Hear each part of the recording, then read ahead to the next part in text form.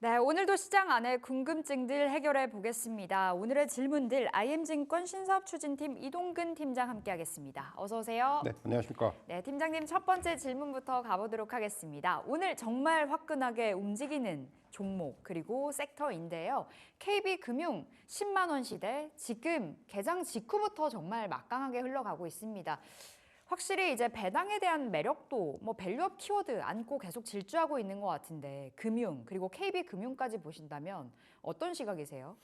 KB금융 같은 경우는 이제 오늘 강세를 보이는 이유를 한 세 가지 정도로 요약을 할 수가 있을 것 같아요. 네. 가장 먼저 이제 실적이 좋다라는 부분. 3분기 실적이 지금 1조 한 6천억 정도 나왔는데 이제 세계 분기, 그러니까 누적 순이익을 보면 한 4조 4천억 원 정도. 그러니까 지금 역대 최대예요. 네. 그만큼 지금 예상은 했지만은 이제 그만큼 이제 지금 실적의 호전세를 보여주고 있다라는 부분. 이런 부분들이 첫 번째라고 볼 수 있겠고, 두 번째는 역시 이제 그 밸류업에 대한 기대죠. 네. 그러니까 지금 오늘 그 실적을 발표하기에 앞서서 밸류업 공시를 결의했는데 잉여 자본에 대해서 이제 주주 환원에 대한 적극적인 이런 정책을 앞으로 계속해서 이어가겠다. 연평균 이패 성장률 10% 그리고 자사주 매입 및 소각을 연평균 한 1,000만 이상을 하겠다. 이게 딱 어떻게 보면 이게 목표를 제시한 거예요. 네. 그만큼 이제 그 어떤 이런 부분에 대해서 자신감을 피력했다고 볼 수가 있을 것 같아요. 여기다가 이제 덧붙여가지고 올해 이제 또 추가적으로 1,000억 원 규모의 자사주 추가 매입 소각을 계획했는데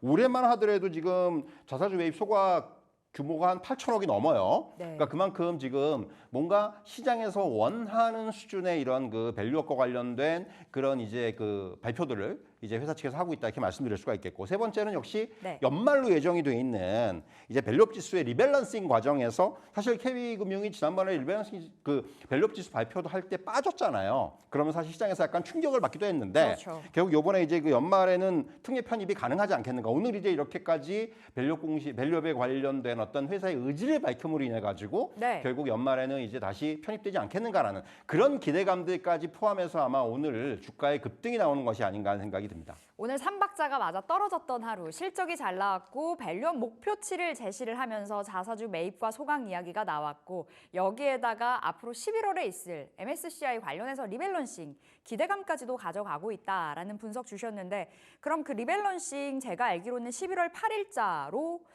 좀 계산이 되고 있는 걸로 알고 있는데요. 그 전에 무언가 대응이 필요해요?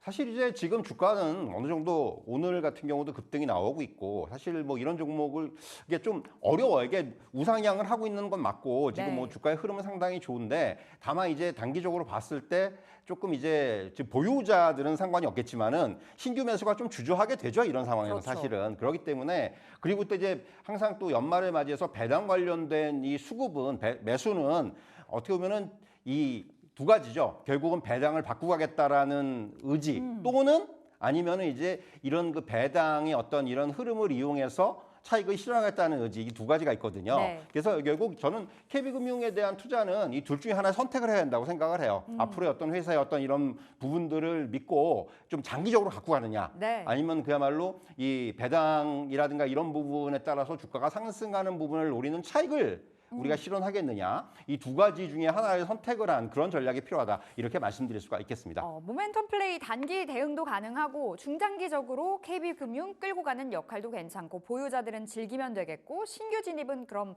좀 머뭇머뭇한 상황일 수밖에 없겠어요. 사실 이제 지금 오늘 좀 급등이 나와가지고 사실 신규 진입하기는 조금 주저하는 어렵고. 자리가 아닌가 하는 생각이 듭니다. 그러면 팀장님, 원체 이제 고가권에 위치해 있기 때문에 통신주로는 어떻게 보세요? 통신주도 사실 배당의 매력이 있는데 통신주도 괜찮을까요? 대안책으로서요. 사실 통신주는 제가 몇 주 전에 한번 말씀을 드렸었어요. 근데 이제 지금 사실 계속해서 꾸준하게 올라오고 있는데 마찬가지예요. 결국 이제 그거예요.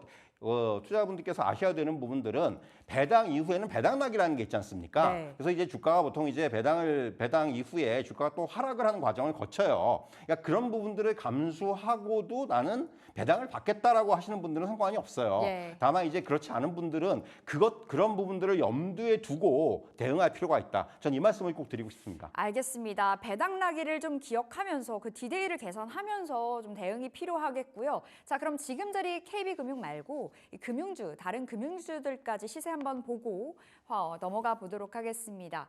자, 오늘 KB금융 현재는 8%의 급등, 오늘 말 그대로의 급등 뽐내주고 있고 신한지주 3%, 하나금융지주 5%, 우리금융 강보합선, 기업은행도 지금 시세에 나와주고 있습니다. 은행주 전반적으로 골고루 온기가 퍼지는 하루 이렇게 보시면 되겠습니다.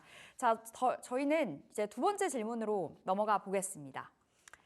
자, 두 번째는요. 테슬라 봐야 되겠죠. 테슬라 간밤에 폭등했습니다. 22%. 역시 테슬라? 근데 사실 역시라고 보기에는 테슬라가 그동안에 기대감을 한껏 부풀려 놨었다가 실망도 많이 줬었는데 이번엔 좀 달라진 것 같아서 좀 의미가 있는 것 같습니다. 세 가지 포인트부터 잡아볼게요.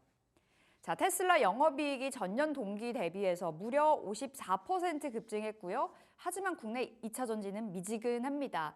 트럼프 당선 가능성 호재라고 봐주셨는데 팀장님 보통 악재로 알고 있지 않나요? 호재로 보시나요? 사실 이제 이게 뭐냐 하면은 지금 트럼프의 당선 가능성이 2차 전지 업종 전반에 미치는 영향보다는 테슬라 지금 최근에 어떻게 보면은 이제 그 테슬라 일론 머스크 CEO의 행보를 보면 아실 수 있을 거예요. 트럼프 티셔츠 입고 다니잖아요. 그 정도잖아요. 그러니까 어떻게 보면 이게 저는 어제의 급등, 22%의 급등은 트럼프의 어떤 당선 가능성이 올라가는 것과 거의 맥을 같이 하는 것이 아닌가 하는 생각이 들어요. 그만큼 지금 어떻게 보면 일론 머스크는 지금 트럼프 쪽으로 베팅을 하는 것이 아닌가 하는 생각이 들고요. 그리고 이제 물론 2차전지 업종이 트럼프 후보가 집권하게 되면 좀 영향을 받겠지만은 뭐 완전히 이쪽이 뭐 망가진다거나 저는 그럴 가능성은 낮다고 생각을 합니다. 어차피 어떤 흐름이기 때문에 물론 이제 보조금의 어떤 축소라든가 이런 부분들은 수반이 되겠죠. 근데 그것은 어느 정도 이제 뭐 지금 시장에서 예견하고 있는 부분이고 역시 이제 중요한 부분은 지금 4개 분기 연속으로 영업이익이 감소를 했는데 드디어 이제 영업이익이 반등을 했다라는 부분이에요. 이게 사실 중요하고 그리고 이제 어제 이제 그 일론 머스크 CEO가 사실은 뭐 로보택시라든가 이런 부분에 대해서 시장에서 되게 우려를 많이 했었는데 그 부분에 대해서도 사실 좀 어느 정도 그 좀 미래 비전을 좀 제시했어요. 그것이 뭐 맞건 틀리건 간에 일단 그런 부분들의 시장은 좀 열광을 했다. 그리고 주가 자체가 워낙 지금 많이 조정을 받았기 때문에 그에 대한 반등의 영역에 좀 접어들었다는 측면도 분명히 저는 좀 영향을 줬다 이렇게 말씀드릴 수가 있을 것 같습니다. 만약에 실적이 잘 안 나왔는데 로보택시 사이버캡 자율주행 이야기를 했을 때 반응 그렇게 좋지 않았을 것 같거든요. 사실 로보택시 공개가 됐던 그 10월 10일자로 정말 우리가 실망을 많이 했었기 때문에 관련주들의 흐름이 참 좋지 못했었는데 이번을 기회로 좀 돌려 세운 것 같습니다. 영업이익이 정말 잘 나왔는데 어떤 측면에서 좀 잘 나왔을까요? 사실 이제 그동안 워낙 실적이 안 좋았던 부분에 대해서 이제 실적이 서서히 바닥을 찍었다는 측면을 좀 저는 말씀을 드릴 수가 있을 것 같고요. 계속해서 뭐 이제 이런 그 인도량의 감소라든가 이런 부분이 나타났었는데 여기서도 이제 어느 정도 그런 하강 곡선이 조금은 이제 어느 정도 이제 슬로우 헤징 완만하게 이제 완화된 것이 아닌가라는 생각이 좀 드는 측면이 분명히 있습니다. 결국 이제 중요한 부분들은 이런 흐름들이 향후에 이어지느냐의 여부예요. 그렇기 때문에 그런 쪽에 저는 조금 더 향후에 포커스를 맞출 필요가 있다. 이렇게 좀 정리해 드릴 수가 있을 것 같습니다. 알겠습니다. 팀장님 그러면 테슬라는 어쨌든 트럼프가 당선되면 좀 호재의 측면이 있을 거다라고 말씀 주셨는데 국내 2차 전지는 악재라고 받아들이고 있잖아요. 그럼 이 상황에서 2차 전지 테슬라 보고 담아도 될지 아니면 트럼프 당선 보고 일단은 좀 경계해야 될지 너무 어려워요. 사실 이제 지금 2차 전지 관련주들은 뭐 테슬라 이슈 또 뭐 트럼프 이슈도 있지만은 실적 자체에 대한 아직까지 신뢰가 안 나오고 있는 거죠. 그러니까 뭐 이번에도 이제 실적 전망치를 보면은 분명히 또 이제 어느 정도 계속해서 좀 이제 부진해요. 이제 그런 부분에서 일단 우선적으로 벗어나야지만이 주가도 좀 이제 그런 부분들과 연동될 수 있지 않겠는가 생각이 듭니다. 지금 더군다나 이제 실적 발표 시즌이 진행이 되고 있고 어제 같은 경우는 사실 현대차가 어닝 쇼크가 나왔단 말이에요. 영업이익이 너무 안 나왔어요. 그러니까 이런 부분들이 어떻게 보면은 시장에서 계속해서 좀 약간 좀 그 암초의 역할을 하고 있기 때문에 어떻게 보면 이제 지금 오늘 이제 KB금융의 실적과 어제 현대차의 실적이 극명하게 대비가 된단 말이죠. 그러니까 이런 실적 시즌, 더군다나 지금 실적 시즌 자체가 기업들의 이익이 조금 이제 줄어들 것이다라고 우리가 전망을 하고 있는 상황에서 실적 시즌이기 때문에 이럴 때일수록 어떤 어닝 서프라이즈, 어닝 쇼크가 주가에 굉장히 민감하게 반응을 할 가능성이 많아요. 그렇기 때문에 그런 쪽에 우리가 염두에 두면서 우리가 대응할 필요가 있다. 이렇게 말씀드릴 수가 있을 것 같습니다. 알겠습니다. 국내 2차 전지까지 확장해서 이야기 들어봤는데요. 오늘의 시세 확인을 해보겠습니다. 자, 보이시죠? 2차 전지. 사실 오늘 정말 짙은 빨간불을 기대를 했는데요.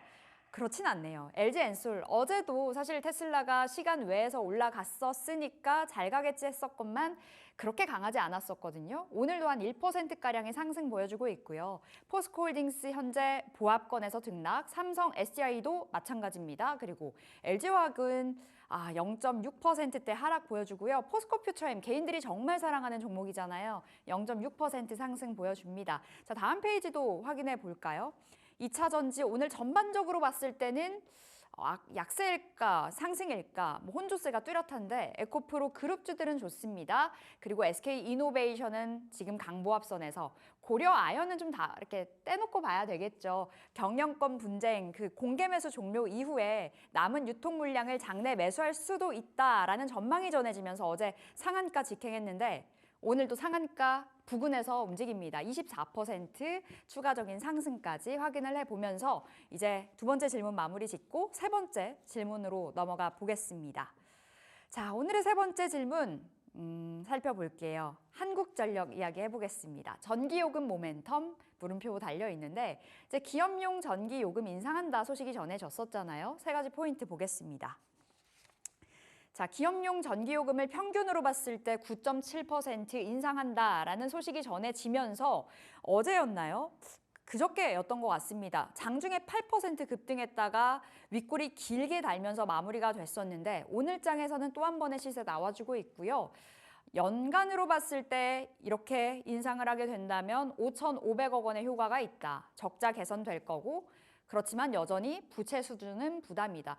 진짜 천문학적인 적자를 이어가잖아요. 한국전력 매수하고 싶은 마음 그렇게 크게 안 드는 종목 중에 하나인 것 같은데 팀장님 어떻게 보세요? 사실 뭐 지금 시장에서는 좀 소외가 돼 있는 종목이죠. 다만 이제 최근에 어떤 흐름을 보면은 역시 기업용 전기요금을 작년 11월에 올렸거든요. 4.9%. 네. 그리고 이제 1년 만에 또 이제 9.7% 결국 지금 가정용 전기요금에는 손을 대기가 좀 어려운 상황에서 결국 그렇죠. 지금 어떤 이렇게 기업용 전기요금의 인상을 가져오면서 뭔가 이제 좀 이런 수익 개선의 효과를 좀 노리기 위한 네. 그러한 어떤 지금 인상이 아닌가라는 생각이 들고요. 결국 이렇게 이제 기업용 전기요금 올린다는 얘기는 바꿔 말하면은 추가적으로 이제 어떤 가정용 전기요금을 올린다거나 이러긴 쉽지 않아요. 네. 아마 또 이제 내년으로 넘어갈 것 같고요. 그렇기 때문에 일단 뭐 지금 수익 개선의 효과는 있겠지만은 이건 좀 제한적일 수가 있다. 이렇게 좀 말씀드릴 수가 있을 것 같고요. 어쨌든 간에 산업용 고객의 어떤 전력 사용량이 전반적으로 한 전체의 한 절반 정도를 차지하기 때문에 네. 분명히 어떤 그 적자를 줄이는 효과는 있습니다. 그렇기 때문에 이런 효과를 무시 못하고 그렇기 때문에 이에 대해서 이제 좀 긍정적인 리포트도 좀 나온 바가 있고요. 그러니까 주가 자체는 어느 정도 한전 최근에 주가를 보시면 알겠지만은 좀 바닥은 좀 확인한 것이 아닌가라는 생각이 들어요. 다만 여기서 이제 뭔가 어떤 이제 탄력적인 추가적인 상승을 위해서는 결국은 중요한 건 두 가지예요. 이제 가정용 전기요금에 대한 인상이 언제쯤 나올 것이냐. 쉽지 않을 것 쉽지 같아요. 않죠. 그러니까 그렇기 때문에 그 부분 두 번째는 역시 부채 수준을 계속해서 지금 이제 줄일 것이라는 계획이 있는데 이런 부채 상환 부담을 어떻게 이제 타개할 것인지 이 부분은 어떻게 이제 향후에 진행이 될지 여부가 네. 어떤 추가적인 상승 과정을 이끌 수 있는 원동력이 되지 않겠는가라는 말씀을 드릴 수가 있겠습니다.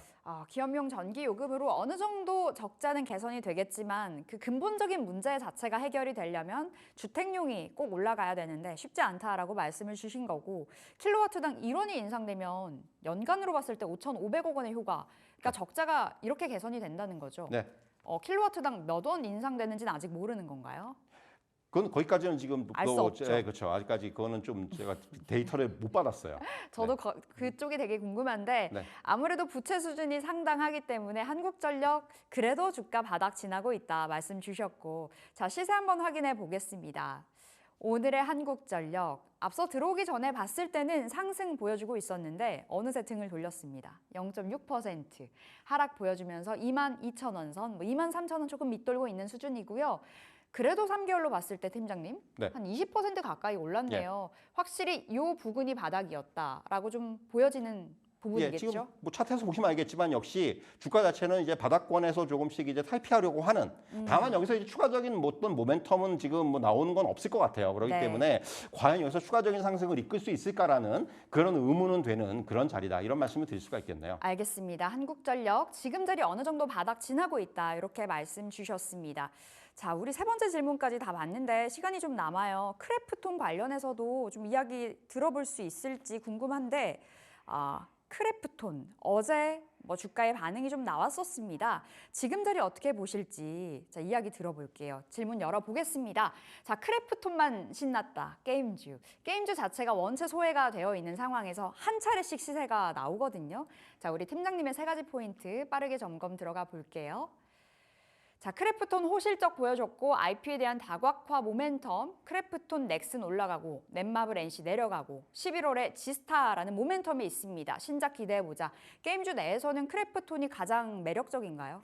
크래프톤하고 지금 이번에 이제 3분기 실적을 보면은 우리가 얘기한 빅5 중에서 크래프톤하고 넥슨의 실적이 좋죠. 네. 역시 이제 공통점은 뭐냐? 신작의 효과가 나타나고 있어요. 뒤에 효자 IP라고 할 수 있는 크래프톤 같은 경우는 배틀그라운드에 PC 모바일이 동시에 흥행을 한 부분들이 있는 거고 넥슨은 5월 달에 중국에서 출시한 던전 앤 파이터 모바일이 흥행을 했다라는 부분. 네. 이 부분이 이제 중요하게 실적으로 반영이 되고 있다라고 말씀드릴 수가 있을 것 같고요. 반면에 뭐 엔소프트라든가 카카오 게임즈 같은 경우는 공통적으로 신작의 출시가 좀 부진했어요. 신작을 내놨지만은 그런 뭐 시장의 기대에 미치지 못했다는 부분. 이것이 바로 이제 실적으로 연결했다 이렇게 말씀드릴 수가 있을 것 같아요. 그렇기 때문에 결국은 이렇게 신작의 유무가 좀 실적을 갈랐다 이렇게 말씀드릴 수가 있을 것 같고요. 지금 이제 11월에 이제 지스타가 개최가 되는데 11월 14일부터 시작을 하거든요. 근데 이제 네. 항상 지스타는 뭐 이게 어떤 중요한 모멘텀이라기보다도 각사의 신작을 여기서 이제 처음으로 공개하는 경우들이 많습니다. 그렇기 때문에 이제 향후에 과연 그런 부분들이 실적에 영향을 줄 수 있는 네. 그런 어떤 기대감이 있다라는 부분. 그래서 이제 하나의 어떤 작은 모멘텀이 될 수는 있다. 저는 이렇게 말씀드릴 수가 있겠고요. 역시 이제 중요한 부분들은 향후에 역시 이런 쪽에서의 어떤 추가적인 신작의 공개 여부라든가 이런 부분들이 주가의 어떤 가장 중요한 모멘텀으로 작용할 수 있지 않겠는가 이렇게 정리해 드릴 수가 있을 것 같습니다. 새로운 신작, 사실 게임하다 보면 재미없으면 바로바로 지우거든요. 그만큼 재밌는 신작이 중요한데요. 그 신작에 대한 모멘텀 안고 가고 있는 종목들 크래프톤과 넥슨 되겠고요. 넷마블 NC는 확실히 뭔가 지는 태양인 것 같아요. 느낌이 그렇고요. 크래프톤의 주가 흐름 어제 좋았는데요. 오늘은 쉽니다. 현재 1% 하락 보여주면서 34만 3천 원 선에서 등락 거듭하고요.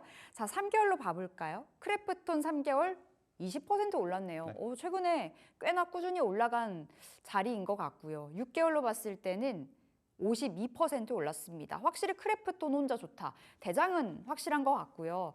지금 자리 그럼 여타 다른 게임주들의 시세도 한 차례 보고 가보도록 하겠습니다. 자, 크래프톤 6개월로 봤을 때 52% 올랐지만 다른 게임주들은 역주행하고 있었던 종목도 참 많았죠. 넷마블 오늘 보합권, NC소프트 좋네요. 3%, 시프트업 신규 상장 종목인데요. 강보합선에서 머물러 있습니다. 그리고 다음 게임주도 살펴볼게요. 다음 판을 본다면 펄어비스, 보합권, 카카오 게임즈, 넥슨 게임즈 쉬어가고요. 위메이드, W게임즈가 모멘텀 받아가고 있습니다. 자, 이렇게 오늘 질문들 여기서 마무리 지어보도록 할게요. 자, 오늘은 IM증권 신사업 추진팀 이동근 팀장 함께했습니다. 말씀 고맙습니다.